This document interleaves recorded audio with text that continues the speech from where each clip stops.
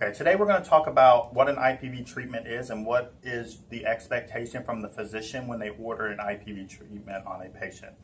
First, we have to understand as therapists that an IPV is essentially a flow interrupting jet ventilator. It's the same thing, uses the same parts that a VDR uses, and it's just an IPV treatment has less knobs and functions to change the volume, but it is still a jet ventilator basically in itself. So when they order an IPV treatment on a patient, they basically could be saying, hey, go get a servo eye and go do a 15-minute treatment with the servo eye.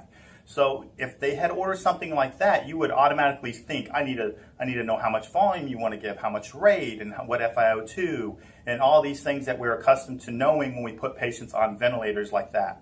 However, they don't give any of that to us for the IPV treatment, but we still are responsible for all those variables that we typically would be for just a regular ventilator.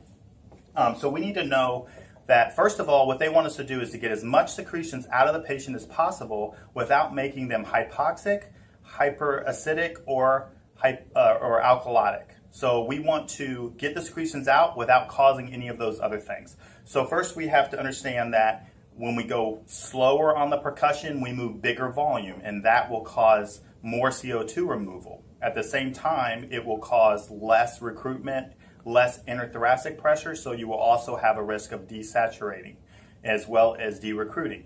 When you move faster on the percussion, on the frequency knob, you move lower volumes, but you recruit more lung and you have more interthoracic pressure, or FRC. So you'll have a higher risk of making the patient acidotic at the faster rates, but you'll have less risk of de-recruiting and causing hypoxia. So throughout the treatment, you need to evaluate both those variables, what the patient looks like, clinically what he or she is doing, and adjust those frequencies and driving pressures so that you can fix those correct those variables as they happen during the therapy, whether he become alkalotic or he become acidotic or hypoxic.